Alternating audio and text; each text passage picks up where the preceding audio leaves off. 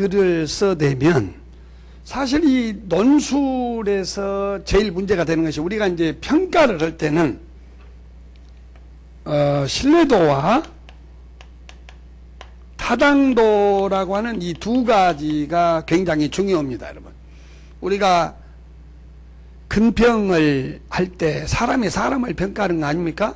근평이 뭡니까? 이 사람의 근무 성적이 올라갔느냐, 그 다음에 성실하게 일을 했느냐를 사람 눈을 가지고 보는 거죠. 이렇게 사람을 보고. 그래서 사람의 눈이 사람을 보고 평가하다 보니까 거기에 주관이 들어갑니다.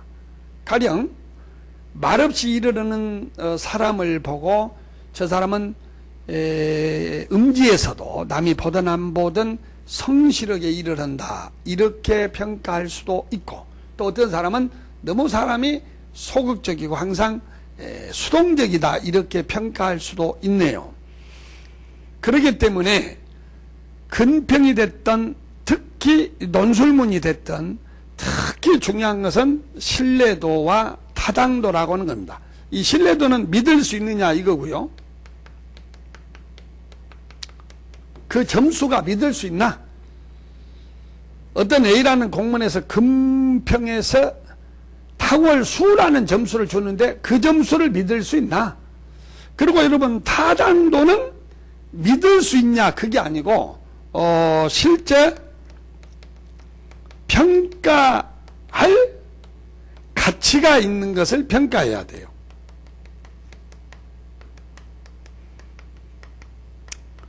예를 들어서 이 국세청의 관리 역량 논술은 아까도 말했지만은 지식을 평가한 것이 아니고 문제 해결 능력을 평가하는 것입니다. 근데 예를 들어서 무슨 그 또 1차 전문 역량에서 말하는 어떤 세법에 관한 지식이라든지 이런 것을 묻는 것이 아닌데 그런 법조문의 내용을 묻는다면 그것을 관리 역량의 평가로서 아주 중요한 타당도가 떨어진 것이죠. 내가 더 알기 쉽게 말하자면, 여러분이 내 강의를 평가를 하려면, 자, 내 강의를 평가하려면 이 강의가 우리가 국세청에서 관리 역량 대비, 즉 문제 해결 역량과 의사소통 능력, 국세청 공무원의 행동 강령 논술에 맞는 강의야, 이걸 봐야지 내가 옷을 잘 입냐 못 입느냐, 사투리를 쓰느냐 안 쓰느냐, 이런 걸 가지고 내 강의를 평가하면 그것은 평가하려고 하는 가치가 있는 걸 평가하지 못하기 때문에 타당도가 없는 거예요.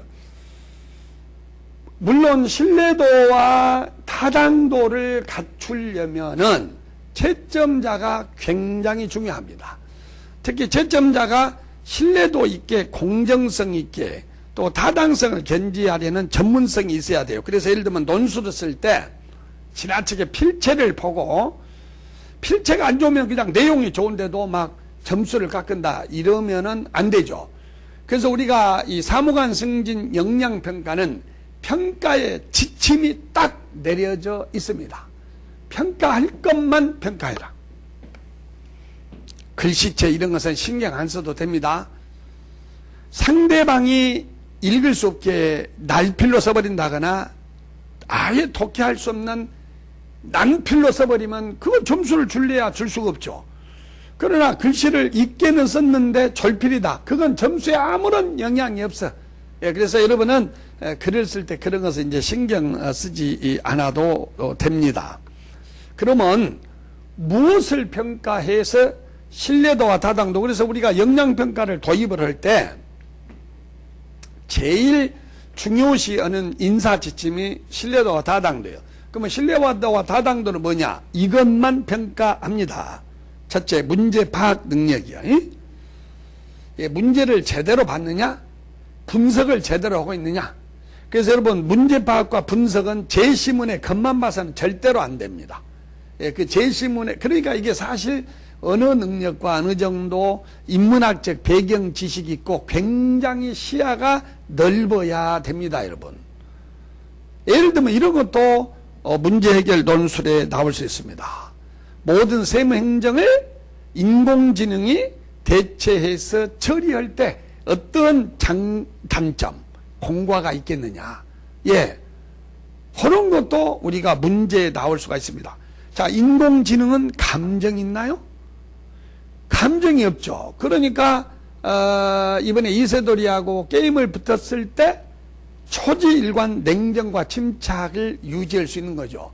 그러니까 이세돌이는 처음에는 얕잡아 보다가 졌습니다. 두 번째는 너무 긴장해서 졌습니다. 세무행정도 인공지능이 하면 이런 감정을 배제해서 아주 객관적이고 공정한 조사 대상을 선정하고 세금을 부과할 수 있을 것입니다. 그러나 사람이라고 하는 것은 감정이 있고 어떤 사람의 공감 이해 능력이 있습니다. 그래서 법의 테두리 내에서라면 기왕이면 약자에게 혜택이 가는 쪽으로 법을 융통성 있게, 이게 좋은 의미로 합목적성을 의미합니다. 이 합목적적인 태도를 인공지능은 없습니다. 그래서 우리가 일을 처리할 때 합법성이 있고 합목적성이라는 게 있는데 이 합법성은 인공지능이 더 뛰어날 수가 있죠. 인간보다. 그러나 합목적성은 이런 인공지능이 뛰어날 수가 없어. 근데 이 합목적성이 합법성보다 더 상위 개념입니다. 이런 문제가 나올 수 있지요. 그렇기 때문에 어떤 문제를 딱 보고 그것을 동과 서, 남과 북, 여자 남자, 좌에서도 보고 위에서도 보고 동방서방에서 볼 때 그 문제를 제대로 파악하고 분석할 수 있습니다. 그리고 답안이 논리적으로 우수하냐 이런 걸 봅니다. 그리고 구성이 체계적이어야 돼. 아무리 좋은 글도, 여러분 아무리 좋은 음식도 너무 지저분한 데서 이렇게 밥을 주고 그러면 기분 나쁘고 안 좋죠. 예, 그래서 정말 서론, 본론, 결론 아니면 기승전결로 딱 째어지고 중복이 없고 이렇게 딱딱 체계를 갖출 때 아주 좋은 글이라고 볼 수 있습니다. 오늘날은 의사소통 능력입니다.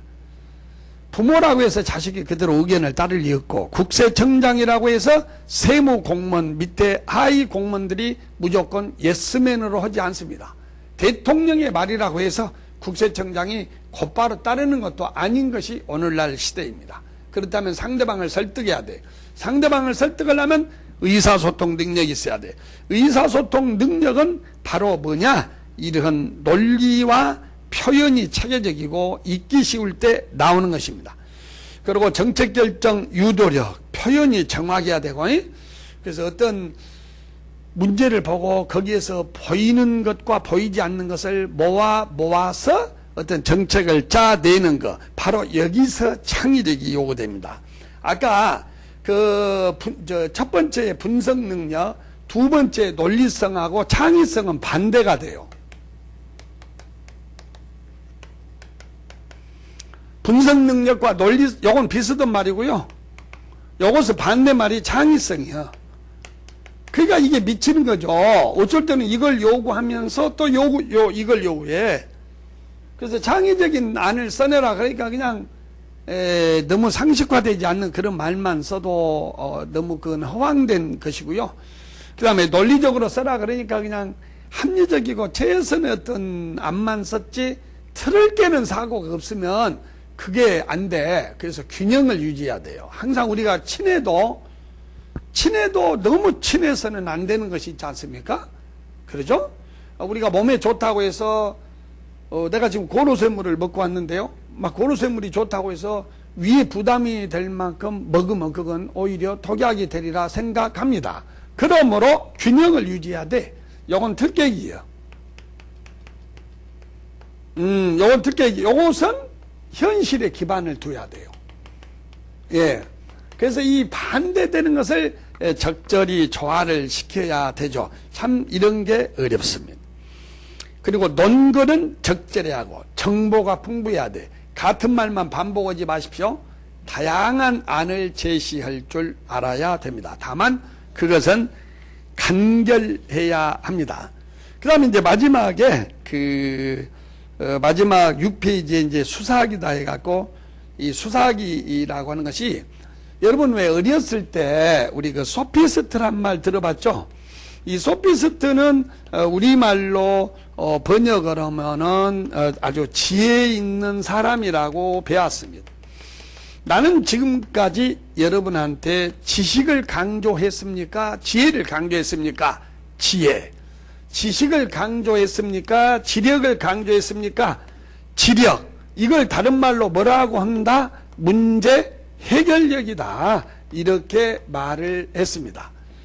그래서 2500여 년 전, 그러니까 이제 잘 이 말을 몰라 들으면 소크라테스는 이런 걸 강조합니다. 예, 같은 시대 사람이에요. 원래 소크라테스도 소피스트 한 사람이었지만요. 이제 나중에 이제 전향을 했죠. 근데 이제 이쪽에 소피스트가 있단 말이에요. 이쪽에. 그래서 이 소피스트 이 사람들은 굉장히 주관적입니다. 그러니까 예를 들면은 여러분 국가가 먼저요, 개인이 먼저요. 이쪽에서는 당연히 이 개인보다 국가가 우선이라고 그래요. 근데 여기서는 천만의 말씀이에요. 개인이 국가 이전에 개인이 더 중요하다. 이제 이렇게 말하는 사람인데 이 수사학이 바로 소크라테스 시절에도 중시됐다는 얘기죠. 그 이유는 왜 그러냐면 간단하게 얘기할게요. 그리스가 이제 전쟁을 벌였는데 거기에서 전쟁을 벌였을 때 군인들이 부족하니까 평민 자제들을 이렇게 이제 전쟁에 참여시켰어. 근데 평민 자제가 참여해갖고 전쟁에서 이겼다고. 그러면 전쟁에서 이기고 난 뒤에 이러한 평민들을 이제 그만한 논공 행상을 해야 하지 않겠습니까? 그러다 보니까 그 평민들이 엊그제까지 평민인데 전쟁이 끝나고 막 지도자가 되거든. 그래가지고 너도 나도 막 교육열이 늘어나고, 그 다음에 이때 교육열이 그걸 충족해줬던 교사들을 이 소피스트라고 했는데, 이 사람들은 남을 설득을 하고 논리적으로 자기 주장을 입증하는데 아주 기재들이었어요. 그러니까 변론술이 아주 뛰어났다는 거죠. 그래서 요즘 시대로 말하자면 재판에 붙었다면 소피스트를 변호인으로 선임을 하면은 무조건 그 재판에서 이기게 된 겁니다. 그런데 어째서 이렇게 그리스 시대에 변론술을 중시하게 됐냐? 그 당시에 이제 전쟁이 끝나고 민주주의가 발전했단 말이에요. 민주주의가 지금 우리도 많이 발전했죠. 지금 사실 많이 발전했죠. 그래서 박근혜 대통령도 막 그냥 이런 하위 공무원들이나 또 이런 사람들이 막 비판도 하고, 막 대통령 면전에다 놔두고 막 대통령 정책을 비판을 하죠. 그만큼 강압과 명령과 지시가 맡기지 않는다는 것입니다. 그렇기 때문에 그 당시 민주주의가 발전한 이 시대에는 이런 장군을 어떻게 뽑았냐면요, 그 장군이 마치 우리 학교 다닐 때 학생 선거를 할 때 나를 여러분 학생 대표로 뽑아주면 나는 어떻게 하겠습니다, 어떻게 하겠습니다, 이렇게 웅변을 해. 그래가지고 학생들이 많이 지지한 사람이 학생회장이 되지 않습니까? 예, 그래서 웅변을 잘한 사람은 별 4개 대장, 조금 못한 사람은 3개 중장, 아주 못한 사람은 별 1 준장, 이렇게 결정을 했단 말이에요. 그래서 웅변술이 아주 중요시되고 그 당시 웅변술을 가르치는 기재들이 수사학이야. 나는 왜 이 글을 역량평가에서 강조하냐면, 특히 논술을 쓸 때 여러분 자신감을 가져라 이 말이에요. 자, 한번 보실까요? 6페이지에 이런 말이 있습니다. 수사학은 소피스트의 웅변술을 하나의 학문 차원으로 끌어올린 것으로, 이제 이걸 잘 봐봐요. 본질을 추구하고 변하지 않는 진리를 중시하는 철학과는 달리, 이건 소크라테스파예요. 논리와 분석 능력을 중시하는 소크라테스는 절대적 진리를 추구했습니다. 그러나 말이 통하고 영향력을 중시하는 현실을 중시했고, 불변하는 진리는 존재하지 않는다고 했다. 여러분, 불변하는 진리는 없을 것입니다. 자, 요즘에 정치판을 한번 잘 보십시오. 정치판을 보면 다 자기들이 옳다고 합니다. 근데 어떤 상황이 딱 벌어져 봐, 금방 했던 말을 또 바꿉니다. 그리고 여러분 생각해 보세요. 어째서 A당에서는 1이 옳다고 그러고 B당에서는 2가 옳다고 하고 C당에서는 2.5가 옳다고 할까요? 이게 답이 없다는 거죠. 그래서 이쪽에서 보면 이게 맞고 이쪽에서 보면 이게 맞고 이쪽에서 보면 이게 맞아. 그러면 이것은 예를 들면 1 더하기 1이 볼펜 하나에다 볼펜 하나를 더하면 얼마냐? 2다. 이런 것은 합의가 쉽죠. 그러나 보는 각도에 따라서 답이 없는 이런 문제는 무엇밖에 없어요? 설득밖에 없는 것입니다. 그래서 우리가 어떤 일을 처리할 때는 설득밖에 없어. 이걸 동양에서는 일찍이 뭐라고 해? 지혜라고 한다. 이런 얘기예요. 그래서 그 밑에 보면 아리스토텔레스 다 알죠? 중고등학교 들어봤죠? 이 양반은 수사학을 뭐라고 하는지 아세요? 모든 주제에서 그 속에 내포된 설득의 토수를 추출해내는 기술, 즉 설득하기에 적합한 것을 순이론적으로 발견되는 기술입니다. 그러므로 어떤 문제와 어떤 갈등이 주어졌을 때 내 입장에서는 이런 대안을 제시했을 때 가장 국민들이, 납세자들이 설득을 잘할 것이다. 그러므로 이 대안이 가장 최고다 라고 글을 쓰는 능력이 역량평가에서 요구되는데 바로 수사학자들이 이런 것을 중시했다는 것이죠. 그래서 그 당시 그 소피스트의 변론서 중에서 가장 황당무계하게 말을 잘했던 사람이 제논이라고 하는 사람이 있는데 하나만 딱 내가 들어줄게요. 그 제논의 아킬레스의 역설이란 게 다르게 아니고 이걸 내가 풀어서 쓸게요. 예를 들면 자 여기가 지금 0m고 여기가 100m 앞입니다. 그러면 여기가 이제 200m가 되겠죠. 그러면 여기가 지금 아킬레스를 토끼로 바꾸겠습니다. 그리고 거북이가 여기가 있어요. 그러면 토끼하고 거북이는 누가 더 빠릅니까? 토끼가 빠르죠? 그러면 이 토끼가 앞으로 쭉 달려나갈 때 언젠가는 거북이를 따라잡아서 거북이를 앞서 나갈까? 앞서 나가지 못할까? 예, 이것은 정상적 정신을 가진 사람이면 토끼가 100m 뒤졌지만 얼마 가지 않아서 금방 거북이를 따라잡으리라고 믿고 또 현실에서도 그것이 맞습니다. 그러나 제논은 그럴 수 없다고 합니다. 그 이유가 뭐냐면 토끼가 여기서 30m를 갔습니다. 그러면 거북이는 얼마는 또 갑니다. 그러면 토끼가 여기서 또 70m를 갔습니다.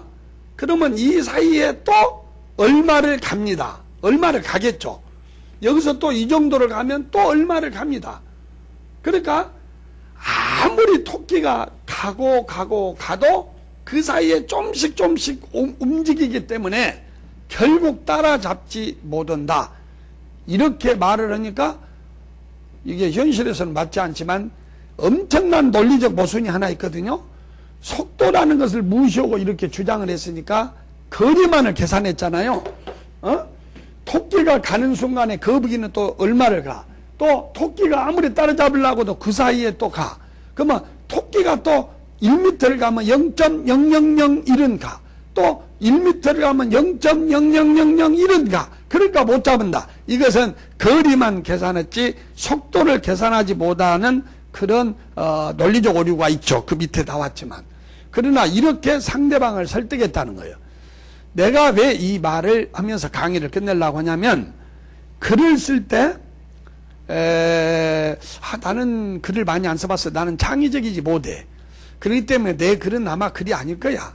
아마 내 아는 채점자가 보고 웃을 거야. 이렇게 하는 순간에 생각이 잠들고 자신의 의견을 제대로 쓰지를 못합니다.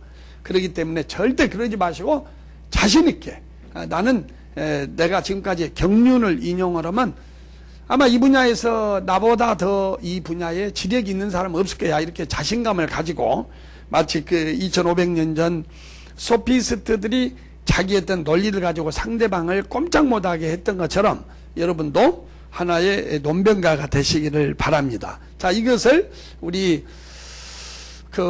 아모르 이그잼 경영 아카데미 이그잼 잡스쿨 여기에서 여러분 김윤신 강사와 함께 하셨으면 합니다. 감사합니다.